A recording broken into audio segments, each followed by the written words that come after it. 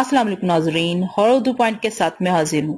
اگر آپ کو میری سٹوریز پسند آ رہی ہیں تو میری ویڈیو کو لائک لازمی سے کیا کیجیے، اور اگر آپ میرے چینل پر نیو ہے تو میرے چینل کو سبسکرائب کر لیجیے تاکہ آپ کو میرے چینل پر آنے والے ہر اچھے ناول کی اپڈیٹ ملتی رہے۔ تو چلیے سنتے ہیں کہ غلام روحے میں آگے کیا ہوتا ہے۔ مغرب کی نماز ہم سب نے ساتھ پڑھی۔ شام کو ابو الحسن مجھے اپنے گھر کی طرف لے گئے، جہاں ان کی نوجوان لڑکی درشہوار نے بڑھ کر میری پذیرائی کی۔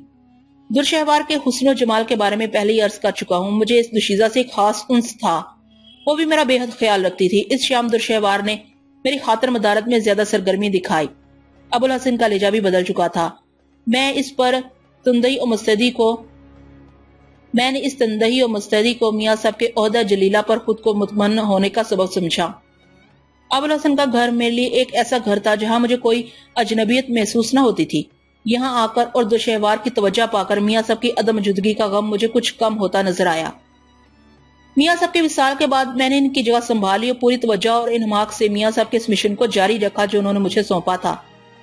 میرے شب و روز عبادت اور ریاضت میں گزرنے لگے۔ اب عبادت میں مجھے لطف آنے لگا تھا۔ کوئی تمام دلجمی اور استغراق کامل سے عبادت کرے تو اسے اپنا جسم اور اس کی گرانی محسوس نہیں ہوتی۔ جسم بے وزن ہو جاتا ہے اور لطافت فرد کا احاطہ کر لیتی ہے۔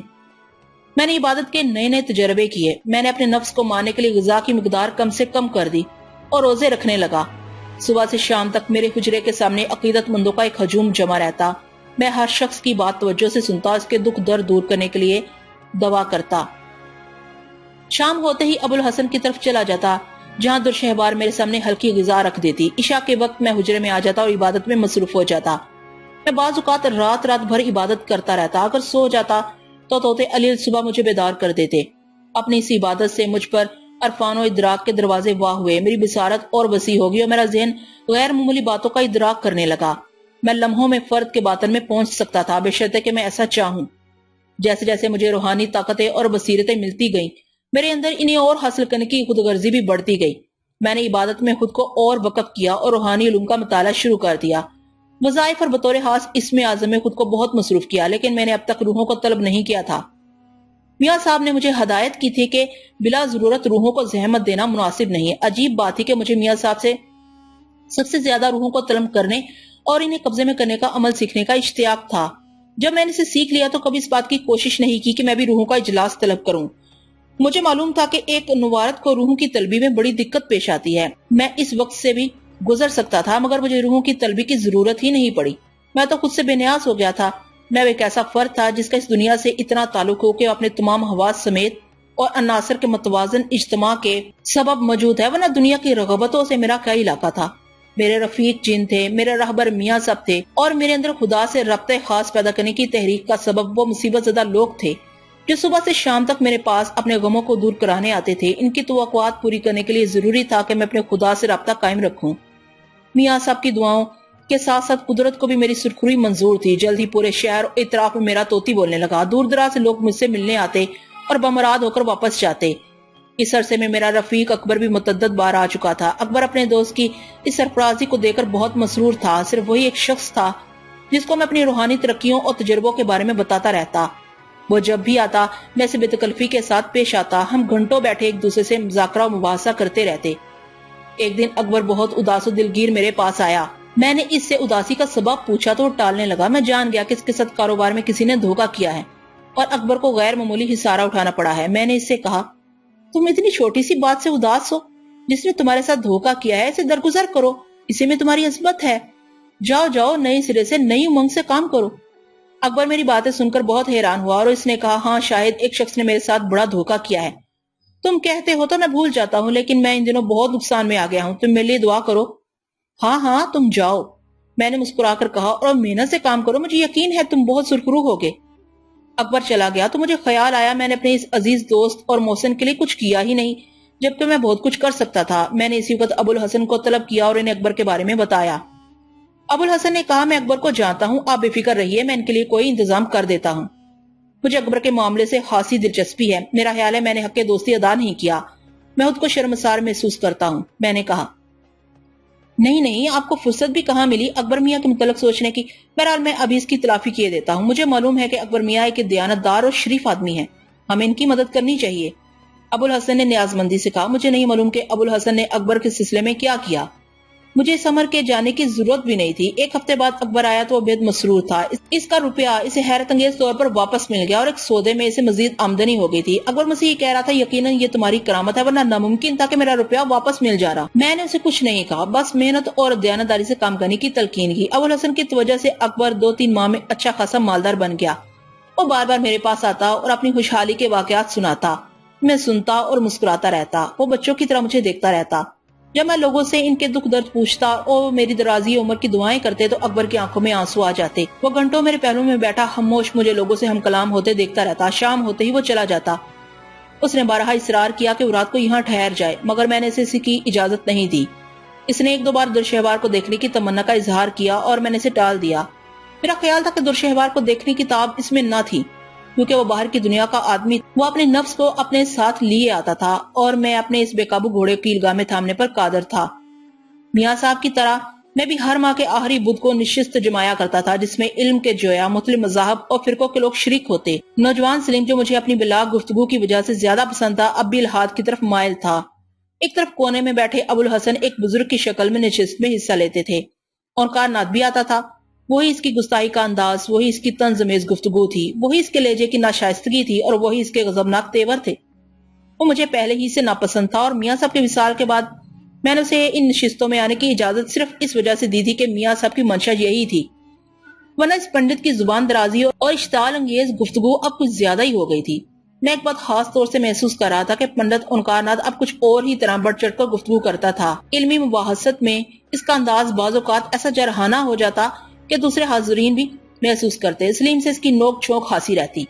نشست کے دوسرے شرکاء کے خیال میں اونکار ناتھ متصب قسم کا پنڈت تھا، جو میاں صاحب کو زیر کرنے کی ہر ممکن کوشش کر چکا تھا، لیکن میاں صاحب مسکرا کر اس کی ہر گستاخی کو ٹال جاتے تھے۔ میں نے بھی یہی وتیرہ اختیار کیا۔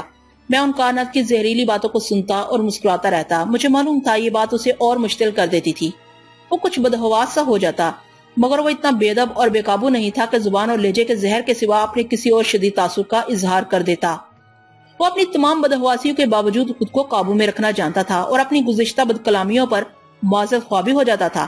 غالباً یہی وجہ تھی کہ ہم سب نشست میں اس کی گستاخیوں کو برداشت کر لیتے تھے، مگر مجھے ایسا معلوم ہوتا کہ جلد ہی اونکار ناتھ سے کوئی بڑی تلخی ہونے والی ہے۔ میں اسے بچنا چاہتا تھا۔ برداشت میں عظمت ہے، مجھے یہ قول یاد تھا، جس نے غصے کو روکا قیامت میں خدا اس کے عذاب کو روکے گا۔ میں نے یہ بھی سنا تھا پہلوان وہ ہے جو اپنے نفس کو قابو میں رکھے، اور مجھے یہ تربیت دی گئی تھی کہ سب سے بڑا گھونٹ جو مسلمان پیتا ہے وہ غصے کا گھونٹ ہے، چنانچہ میں اونکار ناتھ کو معاف کر دیتا تھا۔ لیکن ایک دن حد ہو گئی۔ گزشتہ نشست کے کوئی 5 روز بعد پنڈت اونکار ناتھ نے میرے علم و فضل اور روحانی طاقت کی آزمائش کے لیے ایک آدمی بھیجا۔ وہ شخص شکل و صورت سے بہت پریشان نظر آ رہا تھا۔ وہ تیزی سے حجرے میں داخل ہوا اور میرے قریب آ کر میرے پیر پکڑ لیے اور دھاڑے مار مار کر رونے لگا۔ میں کسی اور الجھن میں مبتلا تھا۔ درشہوار نے مجھے آ کر بتایا تھا کہ اس کے باپ ابوالحسن کی طبیعت ناساز ہے۔ بہرحال میں اس کے سر پر شفقت سے ہاتھ پھیرتے ہوئے بولا، روتے کیوں ہو بھائی؟ مایوسی کفر ہے۔ مجھے بتاؤ تم پر کیا مصیبت پڑی ہے؟ میاں صاحب میں لٹ گیا، برباد ہو گیا۔ نوارد نے رکت انگیز لہجے میں کہا، اگر آپ نے میری مدد نہ کی تو میں برباد ہو جاؤں گا۔ اللہ پر بھروسہ رکھو۔ میں نے اسے تسلی دی، مجھے بتاؤ کہ ماجرا کیا ہے؟ میاں صاحب میرے پڑوس میں ایک سنگ دل اور جابر آدمی رہتا ہے، اس نے مجھے ہمیشہ ستایا ہے۔ کل رات تو اس نے میری عزت و آبرو پر ڈاکہ ڈال دیا۔ اس نے میری جوان بیوی اور بچے کو اغوا کر لیا ہے۔ میں ساری رات انہیں ڈھونڈتا رہا ہوں اور اب مایوس ہو کر آپ کے پاس آیا ہوں۔ میری مدد کیجیے میاں صاحب، میرے بیوی بچوں کو واپس دلا دیجیے۔ نہ جانے وہ ظالم شخص ان کے ساتھ کیا سلوک کرے۔ مجھے اس مظلوم شخص کی کہانی سن کر اس پر بڑا ترس آیا۔ میں نے پہلے اسے تسلی دی اور پھر اصل صورتحال جاننے کے لیے گردن جھکا کر مراقبے میں چلا گیا اور پلک جھپکنے میں اصل بات سے آگاہ ہو گیا۔ جب میں نے دوبارہ آنکھیں کھولی اور سر اٹھا کر دیکھا تو نوارد شخص کی آنکھوں میں آنسو تھے اور وہ بہت خوفزدہ نظر آ رہا تھا۔ مجھے بہت دنوں بعد شدید غصہ آیا۔ میں نے خود کو قابو میں رکھنا چاہا۔ ابوالحسن موجود نہیں تھے، نہیں تو مجھے قابو میں کر لیتے۔ درشہوار میرے پاس کھڑی تھی مگر نوارد اسے نہیں دیکھ سکتا تھا۔ درشہوار نے میری جو یہ حالت دیکھی تو اچانک میرے ہاتھ پر اپنا ہاتھ رکھ دیا۔ پہلی بار مجھے درشہوار کی بات اچھی نہ لگی، مگر میں نے خود کو کسی قدر سرد محسوس کیا اور میں نے اپنے غصے کو دباتے ہوئے اس شخص سے کہا، مردود اونکار ناتھ سے کہنا بزرگوں سے مذاق کرنا اور انہیں چھیڑنا اچھا نہیں ہوتا۔ نوارد حیرت سے میرا منہ تکنے لگا۔ رحم میاں صاحب، وہ گڑگڑانے لگا، میں بے قصور ہوں۔ ओंकार नाथ जी ने जबरदस्ती मुझे इस काम के लिए उकसाया था। उन्होंने मुझे धमकी दी थी कि अगर मैंने इनकी हदायत पर अमल न किया तो वो मुझे तबाह कर देंगे। मैं मजबूर था, मियाँ साहब खुदा के लिए मुझे माफ कर दीजिए। तू झूठ बकता है नबकार, क्या तूने पंडित से यहाँ आने का मुआवजा वसूल नहीं किया? बदबख्त जा और अब अपने इन मफलूज पैरों से लुढ़कता हुआ जा और कहना ओंकार नाथ से कि वो तुझे अच्छा कर दे। मैंने बहुत चाहा कि सब्र तहम्मुल से काम लूं और जब्त के दामन को हाथ से न जाने दूं, लेकिन इस वक्त मेरी कैफियत में बड़ा गजब था। दुरशहवार भी खड़ी कांप रही थी। इसकी निगाहों में इल्तिजा थी कि मैं सब्र तहम्मुल से काम लूं, मगर मैंने एक जलाली वजीफा पढ़ा। मेरे फूंक मारते ही नुवारत फर्श पर लुटने लगा। इसके दोनों पांव अकड़ गए। फिर मैंने नौजवान फुरकान जिनको हुक्म दिया कि उसे पहाड़ी से नीचे फेंक आए। रात को मैं दुशवार का हाँ अबुल हसन को देखने और हस्बे मामूल खाना खाने को गया। मैंने इस वाक़े का तस्करा इनसे किया। उन्होंने एक बार फिर मुझे यही मशवरा दिया कि मैं पंडित ओंकार नाथ से मोहतात रहूं। दबी जुबान में अबुल हसन ने मुझे ये बावर कराने की भी कोशिश की कि मैंने पंडित के कारिंदे को सजा देकर बुरा किया, इसलिए कि मियाँ साहब की रफाकत ने मुझे जो कुछ बख्शा था वो लोगों की तकलीफ दूर करने के लिए था, न कि इन्हें तकलीफें पहुंचाने के लिए। अबुल हसन के कहने पर मुझे खुद भी गलती का एहसास हुआ और मैंने आइंदा किसी ऐसे मरहले पर खुद को मुतहम्मल और मजबूत रखने का अज़म कर लिया। ओंकार नाथ के कारिंदे का वाकया शहर भर में मशहूर हो गया। मियाँ साहब की बददुआ के सबब एक शख्स मफलूज हो गया। वो रो रो कर हर शख्स से यही कहता फिरता था, जाओ मियाँ साहब से मेरी गलती माफ करा दो। इस वाक़े का कुछ ऐसा जोर बंधा कि दूर दूर से लोग पहाड़ी पर जमा होने लगे। मेरे लिए इन्हें वक्त देना मुश्किल हो गया। खुदा ने मेरी जुबान में ऐसी तासीर दी थी कि मैं जिसके लिए जो दुआ मांगता वो पूरी हो जाती। महीने के आखिरी बुध को हस्बे मामूल फिर नशस्त जमी। मेरा ख्याल था कि ओंकार नाथ अब इस नशस्त में शरीक न होगा, मगर वो इतना गैरतमंद नहीं था। बड़ी ढिठाई से आकर बैठ गया।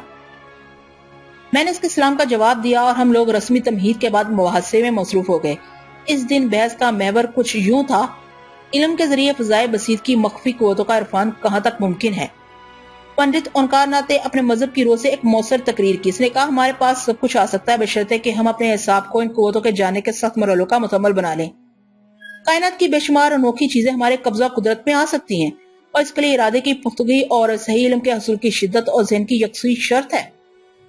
नौजवान सलीम जो अमूमन ओंकार नाथ पर जुमले फेंकने का आदी था, कहने लगा, पंडित जी आपने मुख्तलिफ मुबाहसत में उलूम रूहानी के मतलब बड़े दावे किए हैं, लेकिन अभी तक आपने इनका कोई अमली मुजाहरा पेश नहीं किया। पंडित ने बुरा मुंह बनाकर कहा, इसकी जरूरत ही पेश नहीं आई। मैंने अपनी रियाजत के सबब बहुत कुछ हासिल किया। मेरा ख्याल है अगर मैं तुम्हारे सामने इसका मुजाहरा करूं तो तुम यहाँ बैठ न सकोगे, और तुम क्या, मैं यही बात यहाँ पर मौजूद हर शख्स के लिए कह सकता हूँ। सारे हाजरीन ने ओंकार नाथ की इस बात पर मेरी तरफ देखा। इस दिन अबुल हसन की आंखों में भी सुर्खी आ गई थी। मैंने बज़ब्त का रवैया इख्तियार किया और मुस्कुराते हुए जवाब दिया, इससे पहले पंडित जी इस पहाड़ी पर होने वाले गैर मामूली मुजाहरे से खुद भी लुत्फअंदोज हो चुके हैं। क्या इन्हें वाकयात याद दिलाना जरूरी है? नहीं नहीं, पंडित ने सबल कर कहा, इन्हें याद दिलाने की जरूरत नहीं। मियाँ साहब के पास मैं इसलिए आता था कि जो कुछ मेरे पास नहीं है इनसे सीखूं। मुझे शुबा था कि मियाँ साहब के पास कुछ भी नहीं है, वो महज शब्दबाज है, मगर वो एक बहुत बड़े बुजुर्ग थे। उन्हें मैंने कई बार परखा और हर बार वो मेरी आजमाइश में पूरे उतरे, मगर मैं इनसे कुछ सीख ना सका, इसलिए कि मेरे और इनके तरीकाकार में बड़ा तजाद है। मगर मियाँ साहब के जाने के बाद मैं नहीं समझता कि उलूम रूहानी में कम से कम इस इलाके के अंदर कोई शख्स इतनी मुस्तद बातें कर सके जितनी मैं। सलीम मियाँ, इसने सलीम को मुहातब करते हुए कहा, मियाँ साहब की बात और थी, इनमें बड़ी बर्दाश्त थी। उन्होंने एक उम्र के बाद कुछ हासिल किया था। मैं तुम्हें कल अपनी जगह सौंप दूं तो इसका मतलब ये तो नहीं कि तुमने वाकई मेरी जगह संभाल ली। मुझे मालूम था कि वो ये तंजिया गुफ्तगू सलीम को ढाल बनाकर किसके लिए कर रहा है। बहुत देर तक वो बोलता रहा और सलीम इसे छेड़ता रहा। अबुल हसन ने मुझे आंखों ही आंखों में सब्र ज़ब्त की तलकीन की, मगर तलखी बढ़ती गई।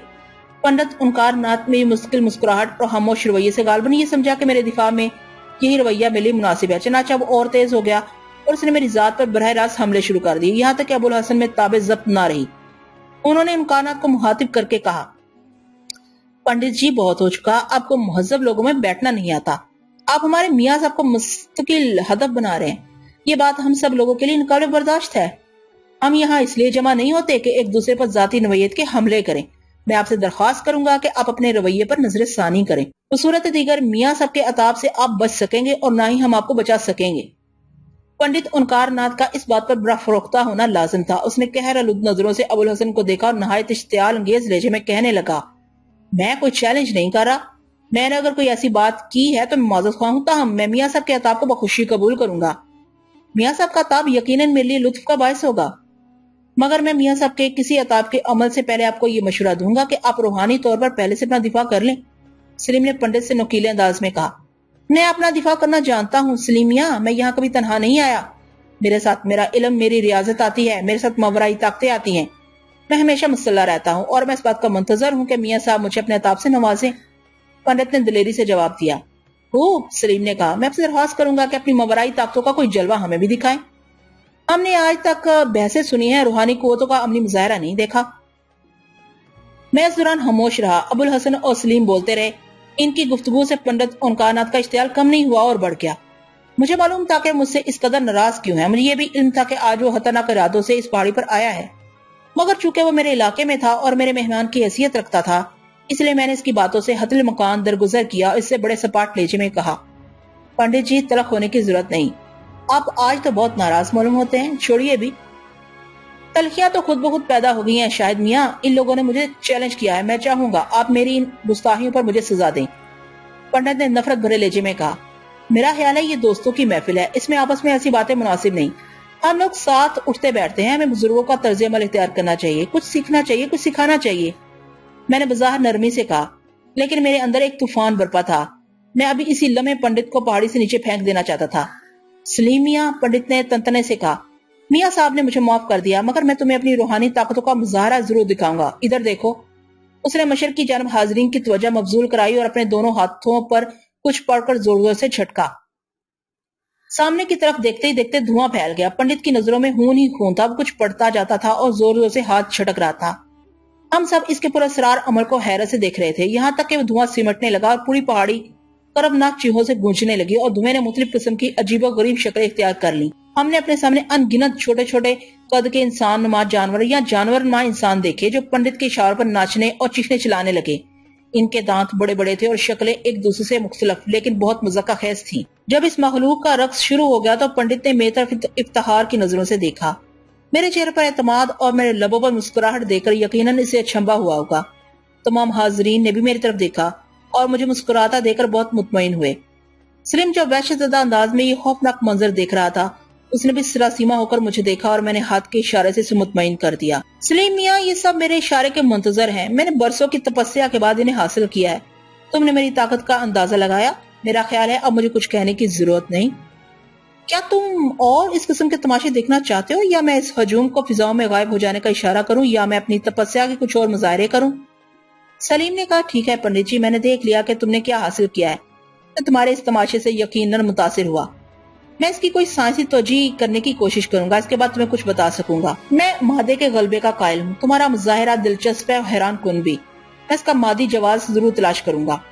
ابو الحسن اور سارے حاضرین کی نظریں مجھ پر تھی کہ میں اس کے جواب میں کیا کرتا ہوں، مگر میں خاموش رہا۔ میں چاہتا تو پنڈت انکانات کو اپنے جلالی وظیفوں کا مظاہرہ کر کے حیر زدہ کر دیتا، یا میں پہاڑی پر بسنے والے جنوں کو حکم دیتا کہ وہ میرے سامنے صف بستہ کھڑے ہو جائیں اور اپنا اظہار انکانات پر کر دیں، مگر میں نے اس مرحلے پر یہ مناسب خیال نہیں کیا۔ میں نے غیر معمولی برداشت کا ثبوت دیا۔ پنڈت کے اشارے پر وہ محلوق غائب ہو گئی تھی۔ پنڈت سربلند و سرشار نظر آتا تھا۔ شام کے قریب یہ نشست برخاست ہو گئی اور میں نے عصر کے بعد خود کو عبادت میں غرق کر دیا۔ شام تک میں سجدے میں پڑا رہا۔ مغرب کی نماز میں نے اپنے ساتھی اجنا کے ساتھ پڑھی اور ابو الحسن کے گھر پہنچ گیا۔ درشہوار مجھ سے بہت بے جھجک ہوتی جا رہی تھی۔ ابو الحسن بعض اوقات سے تنبیہ کرتے کہ میرا ادب کرنے میں مسلسل کوتاہیاں کر رہی ہے۔ بہت دیر تک ہم تینوں پنڈت انکانات کے مظاہرے پر گفتگو کرتے رہے۔ ابو الحسن میری قوت برداشت پر بہت خوش نظر آتے تھے، لیکن نہ جانے کیوں میں شام ہی سے مضطرب اور بے اطمینان سا تھا۔ میں نے عبادت میں پناہ چاہی، میں نے مراقبے میں اپنے آپ کو مصروف کیا۔ رات کو عشاء کے بعد دیر تک درشہوار کے ساتھ خلافت معمول چہل قدمی کرتا رہا اور میری ہر طرح سے دلجوئی کرتی رہی۔ ہم دونوں غیر متعلق گفتگو کرتے رہے، ادھر ادھر کی۔ آخر میں نے اسے چھوڑا اور میں اپنے حجرے میں واپس آ گیا۔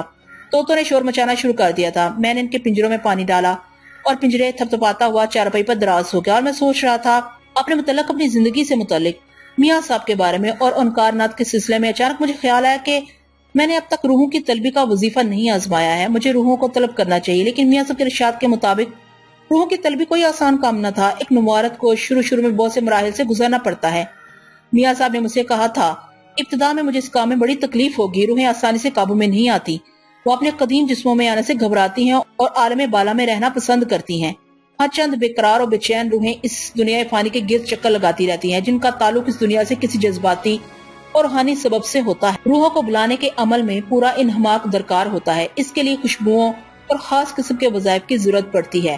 تخلیے میں یہ کام مکمل سکون اور کامل توجہ سے انجام دیا جا سکتا ہے۔ شروع میں روحیں محیب شکلوں میں آ کر عمل کو خوفزدہ کرتی ہیں اور عمل کو اس کے ارادے سے باز رکھنے کی پوری کوشش کرتی ہیں۔ خوف کا غلبہ عمل میں ناکامی کا سبب بن جاتا ہے۔ میں نے اس رات روحوں کی طلبی کا عمل کرنے کا ارادہ کر لیا۔ جو وظیفہ مجھے میاں صاحب نے بتایا تھا مجھے یاد تھا۔ میں نے میاں صاحب کی خوشبوؤں کو تلاش کیا، ایک تھالی میں کولے دہکائے اور خوشبوؤں کو اس پر چھڑکنا شروع کر دیا۔ میں نے طوطوں کو ہاتھ کی اشارے سے مکمل خاموش رہنے کی ہدایت کی اور خشوع و خضوع سے اپنے وظیفے کا ورد شروع کر دیا۔ مجھے یاد ہے کہ وہ ایک پرسکون رات تھی، چاند تمام تر توانی سے چمک رہا تھا، پرندے اپنے پنجروں میں خاموش تھے۔ میں خوشبوؤں کے دھوئیں کے درمیان ایک جلالی وظیفہ پڑھ رہا تھا۔ جیسے جیسے وقت گزرتا گیا مجھے احساس ہوا جیسے کمرے میں اندھیرا چھانے لگا ہے، جیسے باہر ایک زبردست طوفان ساری پہاڑی کو تہہ و بالا کر رہا ہو۔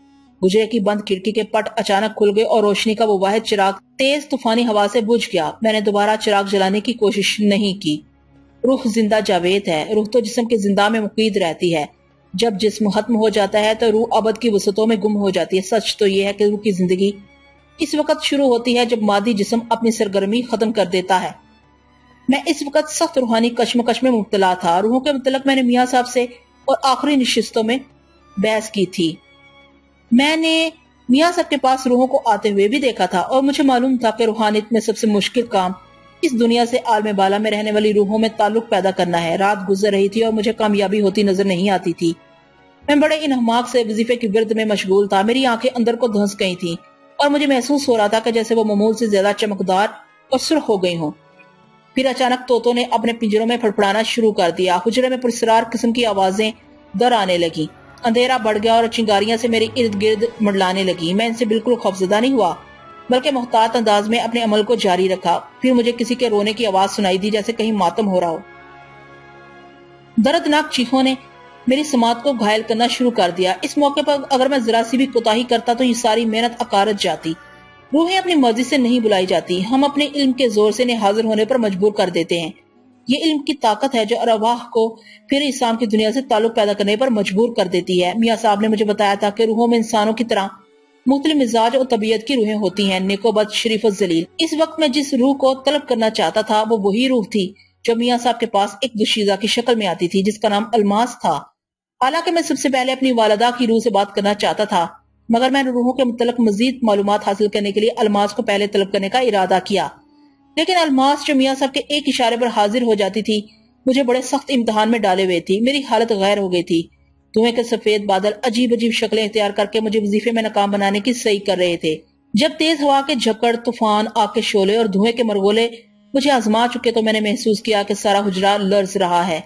طوطوں کو آواز نکالنے کی اجازت نہیں تھی، لیکن ان کی پھڑپڑاہٹ اور بے چینی بتا رہی تھی کہ وہ اس صورتحال سے بہت زیادہ خوفزدہ ہیں۔ میں اپنا وظیفہ مکمل کر چکا تھا۔ میں نے بڑے اعتماد کے ساتھ اپنے ہاتھ بلند کیے اور چھت کی طرف گھور کر کہا، اے مقدس روح، اب حاضر ہو جاؤ۔ میں میاں صاحب کا نمائندہ ہوں اور انہوں نے مجھے تمہیں بلانے پر آمادگی ظاہر کی ہے۔ اب آ جاؤ اے پاک سیرت دوشیزہ، مجھے تم سے ضروری کام ہے الماس، اب آ جاؤ۔ میری آواز کے جواب میں کامل سکوت رہا۔ طوطے بھی اب خاموش ہو چکے تھے، ہوا کا زور ختم ہو چکا تھا۔ میں نے تھالی میں رکھے کوئلوں پر خوشبو ڈالی اور چراغ جلا کر الماس کو آواز دیتا رہا۔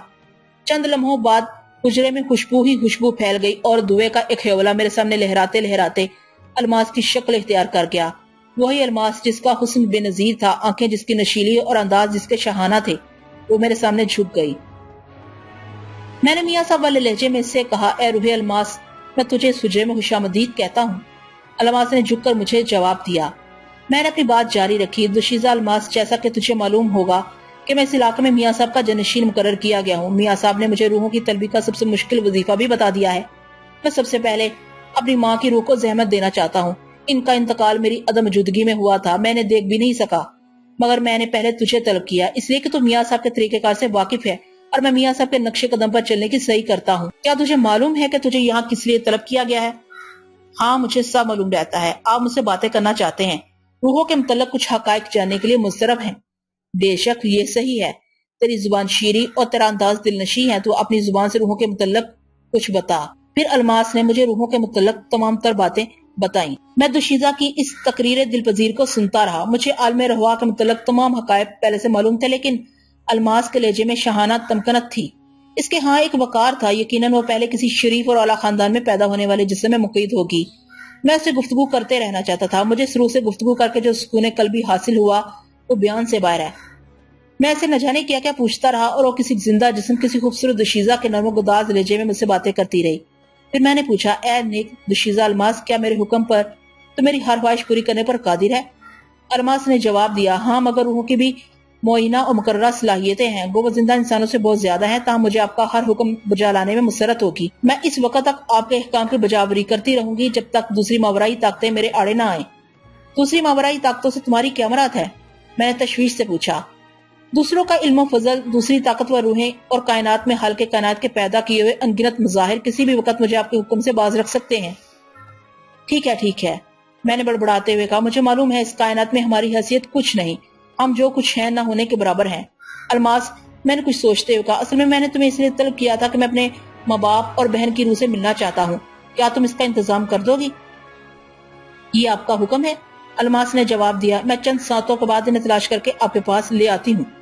یہ کہہ کر وہ دھوئیں میں تبدیل ہوئی اور غائب ہو گئی۔ میں نے درمیان کا وقفہ بڑے اضطراب میں گزارا، میں اسی طرح بیٹھا رہا، مجھے معلوم تھا کہ الماس کو زیادہ دیر نہیں ہوگی۔ یہی ہوا بھی، الماس میرے باپ کی روح کے ساتھ تھوڑی دیر میں آ گئی۔ اپنے باپ کو اپنے سامنے دیکھ کر میری آنکھوں میں آنسو آ گئے۔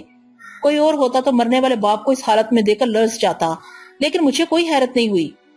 میں بے اختیار ہو کر انہیں پکارنے لگا، وہ مجھے عجیب خلیے میں نظر آئے، پریشان، خاموش۔ جب انہوں نے مجھے دیکھا تو ان کی آنکھوں میں چمک پیدا ہوئی۔ میں نے انہیں سلام کیا اور اپنی روحانی ترقی کے بارے میں بتایا۔ اس پر وہ بہت مسرور ہوئے۔ انہیں دیکھ کر مجھے بیرسٹر راشد حسین یاد آ گیا، جس کی وجہ سے ہمارا پورا گھر تباہ ہو گیا تھا۔ میں نے ان کے سامنے بیرسٹر راشد حسین کا تذکرہ کیا تو انہوں نے مجھے درگزر کرنے کی تلقین کی اور مجھے دعائیں دیتے ہوئے رخصت ہو گئے۔ میں نے انہیں زیادہ دیر روک کر زحمت نہیں دی، میں تو ان کا چہرہ دیکھنا چاہتا تھا۔ میں نے ان کی صورت دیکھ لی، یہی بات میرے لیے غنیمت ہے۔ پھر میری ماں میرے پاس آئی، اس کا انداز وہی والہانہ تھا۔ اسے دیکھ کر مجھے بہت رونا آیا، میری ہچکیاں بند گئی، میرا جی چاہا میں اسے گلے مل کر بہت روں، میں اپنی زندگی ختم کر لوں، اپنی ماں کے پاس چلا جاؤں۔ مگر میری ماں نے مجھے تلقین کی کہ عالم ارواح سے زیادہ بے بس انسانوں کو میری ضرورت ہے۔ وہ بھی میری اس کامیابی پر بہت نازا تھی۔ اپنی ماں کو دیکھ کر میری کیفیت بدل گئی، مجھے الماس کی موجودگی کا خیال بھی نہیں رہا، بالکل بچہ بن گیا۔ میں نے ماں سے کہا، اماں، تمہیں دیکھ کر میرے زخم تازہ ہو گئے، ہم لوگوں کے ساتھ بڑا ظلم ہوا ہے، میں اس کا بدلہ ضرور لوں گا۔ میری ماں نے بےتابی سے اپنے منہ پر انگلی رکھی اور کہنے لگی، نہیں منو میری جان، اب بدلہ لینے کی ضرورت نہیں، خدا نے اس کے بدلے تمہیں فضیلت کے اس راستے پر ڈال دیا، یہی بہت ہے، تم ہمارے گناہوں کو بخشوانے کا سبب بن گئے ہو۔ خدمت میں عظمت ہے منو، انسانوں کی خدمت کیے جاؤ، اسی میں بڑائی ہے۔ میں نے اشتیاق سے کہا، ماں میں تمہیں گاہے گاہے زحمت دیا کروں گا۔ میری ماں نے مجھ سے وعدہ کیا کہ وہ مجھ سے گاہے گاہے ملنے آیا کرے گی۔ اس کے بعد وہ بھی رخصت ہو گئی، مگر جب میری بہن آئی تو میری قوت برداشت جواب دے، اس کا حال ابتر تھا۔ ایسا معلوم ہوتا تھا کہ اس دنیا سے رخصت ہونے کے بعد بھی اسے سکون نہیں ملا۔ اس کے چہرے پر آج بھی ماضی کی تلخ یادوں کا سایہ لرز رہا تھا۔ مجھے پلکیں جھپکائے بغیر وہ یوں گھورتی رہی جیسے مجھے پہچانے کی کوشش کر رہی ہو۔ اس کا لباس تار تار تھا، جیسے اسے کسی نے نوچا کھسوٹا ہو۔ اس کی آنکھوں سے آنسو بہنے لگے۔ وہ مجسم احتجاج تھی اور اسی لباس میں تھی جب گنڈوں نے اس پر حملہ کیا تھا۔ میری پیاری بنو، میں نے روتے ہوئے کہا، یہ میں ہوں تمہارا بھائی۔ قسمت نے یہی فیصلہ کر دیا تھا کہ ہم دونوں جب ملے تو اس طرح ملے۔ میں شاہد ہوں، زمانے نے مجھے اور تمہیں دونوں کو عزت سے رہنے نہیں دیا۔ تمہیں اس حالت میں دیکھ کر تو میرا دل پھٹا جا رہا ہے۔ میں تمہاری روح کو ضرور سکون پہنچاؤں گا۔ مجھے بتاؤ، میں سارے محلے کو آگ لگا دوں گا۔ غصے اور رکت سے میری آواز بھر آ گئی۔ میری بہن نے اپنی تباہی کی ایک دلگداز داستان ہچکیوں کے درمیان سنائی جو مجھے کسی قدر اکبر کی زبانی معلوم ہو چکی تھی۔ میں یہ شرمناک واقعہ یہاں نہیں لکھ سکتا، بس میرا یہ خونی روداد سن کر اپنے حجرے میں بیٹھنا مشکل ہو گیا۔ میں نے اپنی بہن کو یہ کہہ کر رخصت کیا کہ اب جب تک میں تمہارے اوپر بری نگاہ رکھنے والوں سے انتقام نہیں لوں گا، اس وقت تک تمہیں پھر یہاں نہیں بلاؤں گا۔ اب میں سرخرو ہو کر ہی تمہیں بلاؤں گا۔ اور میری بہن بھی چلی گئی۔ چند لمحوں میں اپنے والدین سے مل لیا، الماس بھی رخصت ہو گئی، میں حجرے میں بیٹھا رہا۔ پوری رات میں نے یوں ہی گزار دی۔ میرے اندر زبردست کشمکش جاری تھی۔ میری عقل اور میرا علم مجھے برداشت اور ضبط کی تلقین کرتا تھا اور میرا دل عقل اور علم کی نفی۔ اس ساری رات میں نے کرب میں گزاری۔ اپنے والدین اور بہن سے مل کر مجھے احساس ہوا کہ میں جس بنیادی مقصد کے لیے میاں صاحب کی اس پہاڑی میں داخل ہوا تھا وہ تو بھول ہی گیا۔ میں نے اپنا محاسبہ کیا۔ میں شاہد علی، ایک شخص جو اپنی عمر کا بڑا حصہ گزار چکا تھا، جس نے اپنی زندگی کے بہترین دن جیل میں گزار دیے تھے، جس کے ساتھ کتوں کا سا برتاؤ کیا گیا تھا، اس نے اپنی زندگی میں کیا حاصل کیا؟ کچھ بھی تو نہیں۔ مجھے خود کیا ملا؟ میں سوچتا رہا۔ میں نے خود پر خود کو قربان کر دیا۔ میں نے نفس کشی کی اور تجربوں کی صبر آزما زندگی اختیار کی۔ میں نے 10 سال عبادت اور ریاضت میں خود کو غرق کیا۔ میں صرف دوسروں کے کام آتا رہا، خود میں نے اپنے لیے کیا کیا؟ میرا نفس بغاوت پر آمادہ تھا۔ علیل صبح طوطوں نے مجھے اٹھایا، فجر کا وقت ہو چکا ہے۔